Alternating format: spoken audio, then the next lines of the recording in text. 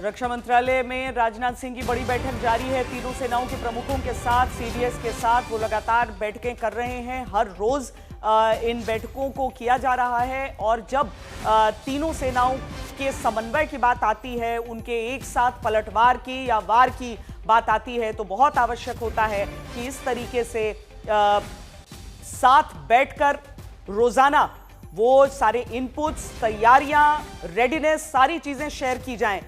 ये कठिन से कठिन परिस्थिति में इस तरह की बैठकों का होना, जितेंद्र, बहुत आवश्यक होता है।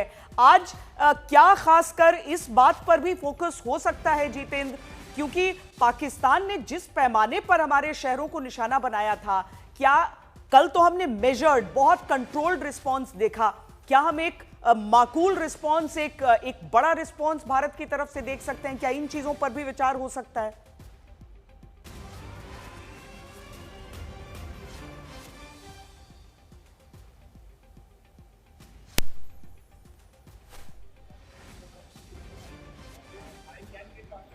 जितेंद्र, आवाज आ रही है आपको? बिल्कुल श्वेता, जी बताएं। से लगातार मीटिंग चल रही है। रक्षा मंत्री राजनाथ की तरफ से ये बैठक की जा रही है और इस बैठक में तीनों सेनाओं के प्रमुख जो हैं वो इस बैठक में शामिल हैं। सबसे बड़ी बात यह है कि जिस तरीके से पाकिस्तान ने पिछले 36 घंटे में भारत के तमाम हिस्सों में पाकिस्तान की तरफ से अटैक करने की कोशिश किया गया, चाहे वो लाइन ऑफ कंट्रोल हो, इसके साथ साथ इंटरनेशनल बॉर्डर के अलग अलग इलाके हों, इन तमाम जगहों पर उसकी तरफ से अटैक किया गया, लेकिन भारत ने उसको माकूल जवाब दिया। अब भारत में एक बड़ी स्ट्रेटेजी तैयार की जा रही कि जिस तरीके से पाकिस्तान की तरफ से सामरिक ठिकानों को बड़े स्तर पर टारगेट किया गया, उसको लेकर के भारत ने रिटेलिएट भी किया, भारत ने जवाब भी दिया पाकिस्तान को और कई जगहों पर पाकिस्तान को काफ़ी नुकसान हुआ। अब आगे किस तरीके का ब्लूप्रिंट भारत का होगा, उसको लेकर के भारत तैयारी कर रहा है और तीनों सेनाओं के प्रमुखों के साथ रक्षा मंत्री राजनाथ सिंह की ये जो बैठक है उसमें ये तमाम निर्णय लिए जाएंगे। प्लान ऑफ एक्शन क्या होगा आगे का, उन तमाम चीज़ों पर बातचीत होगी। और इसके साथ ही श्वेता, ये बता दें कि जानकारी ये भी मिल रही है सूत्रों के हवाले से कि ये जब बैठक हो जाएगी तो रक्षा मंत्री राजनाथ सिंह जो हैं तमाम स्टेटस रिपोर्ट बॉर्डर की तीनों सेनाओं के प्रमुखों से लेकर के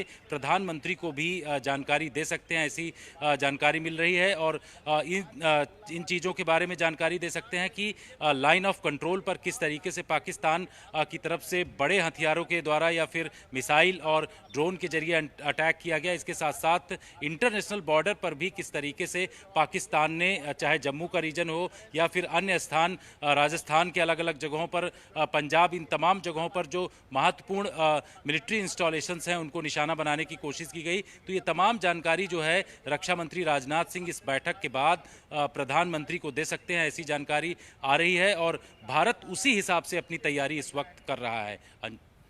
ये देखिए, बैठक चल रही है। बैठक के बाद जितेंद्र, जैसा कि बता रहे हैं कि प्रधानमंत्री को ब्रीफ भी किया जाएगा। एक और बड़ी खबर इस समय की हम आपको दें, दोपहर 12:30 बजे गृह मंत्री अमित शाह की बड़ी बैठक होगी। वो डीजी बीएसएफ, डीजी सीआईएसएफ के साथ गृह मंत्री की बैठक होगी। बीएसएफ, जिसे अंतर्राष्ट्रीय बॉर्डर की जिम्मेदारियां रहती हैं, सीआईएसएफ जो इंडस्ट्रियल इंस्टॉलेशंस, एयरपोर्ट्स, इन सब की जिम्मेदारी रहती है। और जितेंद्र, थ्रेट हर जगह पर इस समय बिल्कुल चरम पर माना जा सकता है।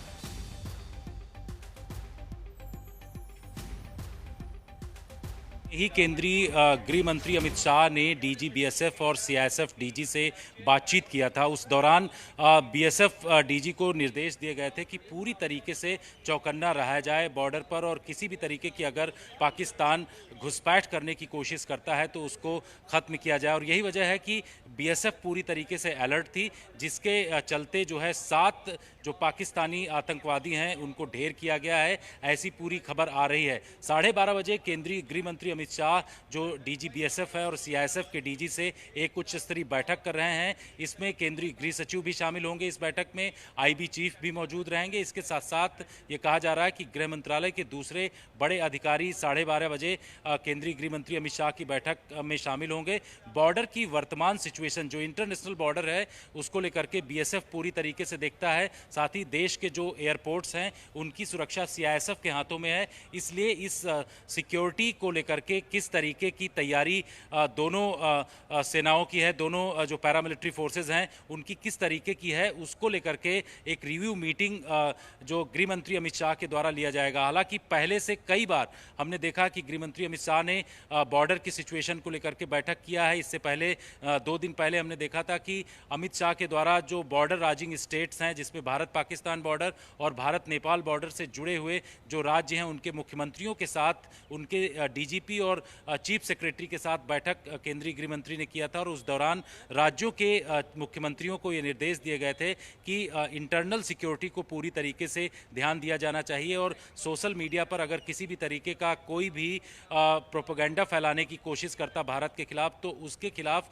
कड़ी कानूनी कार्रवाई किया जाना चाहिए। केंद्रीय गृह मंत्री अमित शाह के द्वारा इस तरीके के निर्देश दिए गए थे। अब बॉर्डर पर जिस तरीके की सिचुएशन इस वक्त श्वेता है, उसको देखते हुए केंद्रीय गृह मंत्री ने 12:30 बजे ये बैठक बुलाई है और इसका मकसद ये है कि कल रात में हमने देखा कि जम्मू का जो इंटरनेशनल बॉर्डर है उस इलाके में पाकिस्तान की तरफ से स्वॉर्म अटैक भी किया गया, यानी कि बहुत सारे ड्रोन के साथ मिलकर के उन्होंने अटैक किया। हालांकि उसको भारत का जो एयर डिफेंस सिस्टम है उसके द्वारा नाकाम किया गया पूरी तरीके से, वहां पर कोई भी क्षति नहीं हुई है। लेकिन अब बॉर्डर पर किस तरीके से सिचुएशन को और बेहतर करना है, क्योंकि चप्पे चप्पे पर बीएसएफ हर एक जगह जम्मू कश्मीर, पंजाब, राजस्थान, इसके साथ साथ गुजरात इंटरनेशनल बॉर्डर पर तैनात है जो भारत पाकिस्तान बॉर्डर से जुड़ा हुआ है और यहाँ पर किसी भी तरीके की चूक न हो उसको लेकर के एक समीक्षा बैठक केंद्रीय गृह मंत्री अमित शाह बीएसएफ के डीजी के साथ करेंगे। साथ ही एयरपोर्ट की सुरक्षा भी काफ़ी मायने रखती है, क्योंकि एयरपोर्ट्स पर तमाम महत्वपूर्ण जो हैं फ्लाइट्स रहती हैं। इसके साथ साथ एयरपोर्ट बहुत ही वल्नरेबल रहता है, हमेशा से आतंकवादियों के निशाने पर रहता है। इसलिए एयरपोर्ट की सुरक्षा को और चाक चौबंद करने के लिए सीआईएसएफ के डीजी आरएस भट्टी से भी मुलाकात कर रहे हैं और उनसे पूरी जानकारी लेंगे कि किस तरीके की सुरक्षा इस समय एयरपोर्ट्स की है। ठीक है जितेंद्र, बने रहे, एक एक अपडेट इस समय बहुत जरूरी है। ग्रुप कैप्टन राजीव नारंग भी हमारे साथ हैं, लेकिन पहले हम युद्ध से जो माफ कीजिए जो संघर्ष से जुड़ी हुई 10 बड़ी खबरें आपके सामने रख दें जो कि हमारे सामने एक एक करके आ रही हैं। जो सबसे बड़ी चीज है वो ये कि भारत ने किस तरीके से पलटवार किया है, पाकिस्तान की मिसाइलों को नष्ट किया है।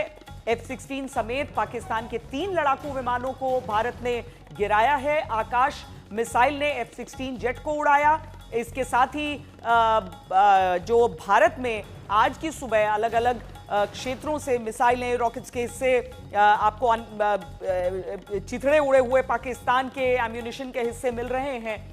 वो सारी चीजें एक बहुत बड़ा सबूत भी रहेंगे जब भारत पाकिस्तान से सवाल पूछेगा। पाकिस्तान ने कल सीधे तौर पर कह दिया कि हमारा इन हमलों से लेना देना नहीं है। अब ये इससे हास्यास्पद कुछ और नहीं हो सकता था। प्रेस कॉन्फ्रेंस करके उन लोगों ने ये बातें कही थी, क्योंकि देश के सरहदी इलाकों में रहने वाले जो सारे लोग हैं उन सब की आंखों के सामने ये सारी चीजें होती रही।